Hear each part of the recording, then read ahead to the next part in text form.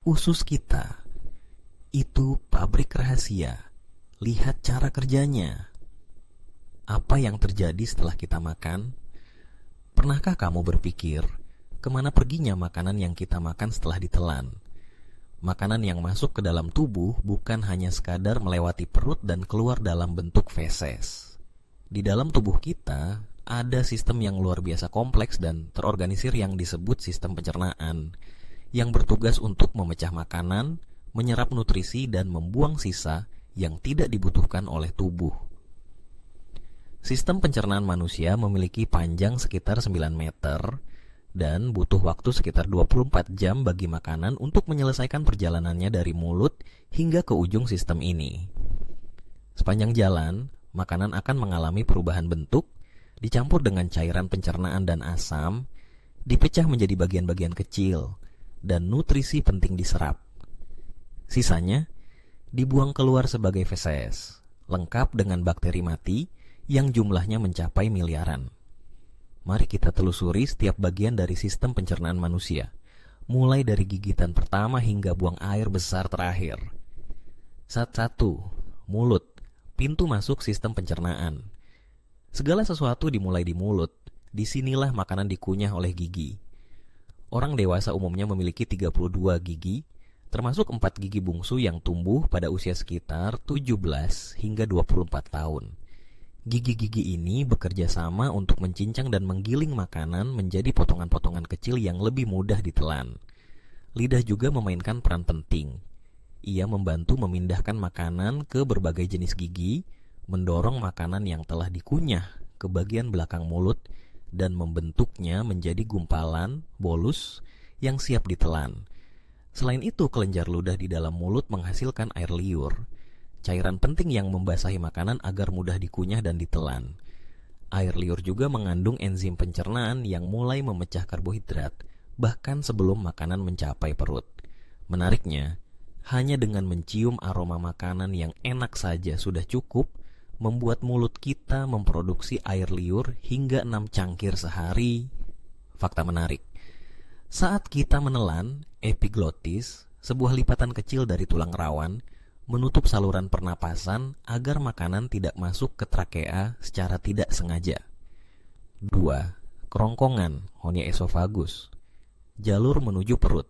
Setelah makanan ditelan, ia turun ke kerongkongan. Sebuah tabung sepanjang 20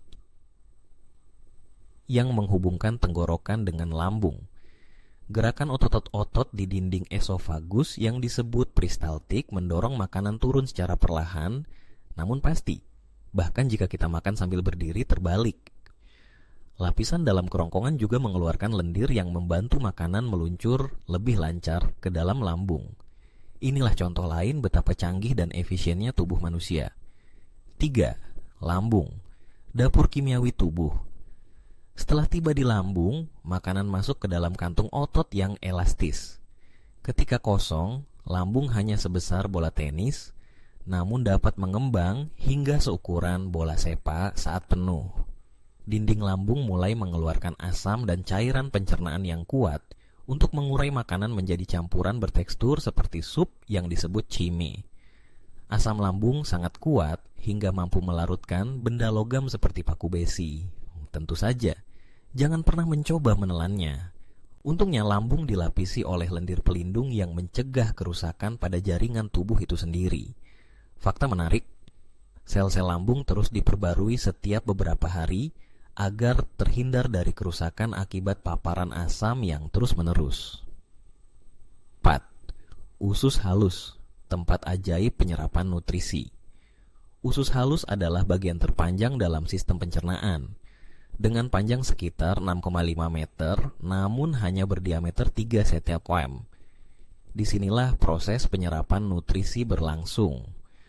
Makanan yang sudah dipecah di lambung memasuki usus halus dan bertemu dengan cairan dari hati, kandung empedu, dan pankreas. Dinding usus halus dilapisi oleh jutaan tonjolan kecil yang disebut villi, yang memperluas area permukaan sehingga lebih banyak nutrisi dapat diserap ke dalam aliran darah. Nutrisi seperti glukosa, asam amino, vitamin, dan mineral diserap melalui villi dan dibawa ke seluruh tubuh oleh darah. Setelah semua nutrisi terserap, sisa makanan berpindah ke usus besar. 5. Usus besar menyerap air dan membentuk feses. Meski disebut besar, usus besar sebenarnya hanya sepanjang 1,5 meter. Namun diameternya lebih dari 2 kali lipat usus halus. Fungsi utama usus besar adalah menyerap air, garam, dan mineral dari sisa makanan yang tidak bisa dicerna. Sisa ini lalu dikompres menjadi feses, campuran dari sisa makanan, bakteri mati, dan zat buangan lainnya. Feses disimpan sementara di rektum, dan ketika sudah siap untuk dikeluarkan, otot anus akan rileks dan plop. Proses pencernaan selesai. Fakta menarik, usus halus dan usus besar bersama-sama disebut saluran pencernaan bawah atau usus. 6. Hati.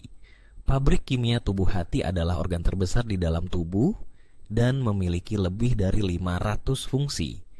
Salah satu fungsi utamanya dalam pencernaan adalah menyaring darah yang mengandung nutrisi dari usus halus dan menentukan apakah nutrisi tersebut akan disimpan, diubah, atau digunakan segera.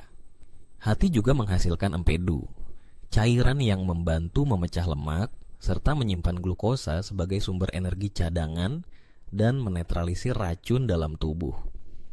Fakta menarik, sekitar 1/3 dari seluruh darah dalam tubuh manusia mengalir melalui hati setiap menit. 7. Kandung empedu. Tempat penyimpanan empedu-empedu yang diproduksi oleh hati tidak langsung digunakan. Ia disimpan di dalam kantung kecil, berbentuk seperti buah pir yang disebut kandung empedu. Disinilah empedu dikonsentrasikan dan dilepaskan ke usus halus saat diperlukan, terutama saat kita mengonsumsi makanan berlemak. Meskipun kecil, organ ini memiliki peran besar dalam mencerna makanan berminyak dan menjaga agar pencernaan tetap berjalan lancar. 8. Pankreas. Produsen enzim dan pengatur gula darah. Pankreas adalah organ yang terletak di belakang lambung. Ia menghasilkan enzim-enzim penting untuk mencerna protein, lemak, dan karbohidrat. Enzim ini dialirkan ke usus halus untuk membantu pemecahan nutrisi secara efisien. Selain itu, pankreas juga memproduksi insulin, hormon yang sangat penting untuk mengatur kadar gula darah dalam tubuh. Tanpa insulin yang cukup, tubuh tidak dapat memproses glukosa dengan benar, yang bisa menyebabkan diabetes. 9. Appendix, organ kecil yang ternyata tidak sepenuhnya sia-sia. Selama bertahun-tahun, appendix dianggap sebagai bagian tubuh yang tidak berguna. Namun, penelitian terbaru menunjukkan bahwa appendix bisa menjadi tempat penyimpanan bakteri baik yang membantu sistem pencernaan pulih setelah sakit atau gangguan mikrobioma. Meskipun kita tetap bisa hidup sehat tanpanya, dan banyak orang menjalani operasi pengangkatan appendix, fungsi pendukungnya bagi sistem kekebalan tubuh dan keseimbangan bakteri mulai semakin dipahami oleh dunia medis. Kesimpulan, sistem pencernaan, mesin kompleks yang menakjubkan. Sistem pencernaan manusia adalah salah satu keajaiban biologis paling kompleks dan efisien.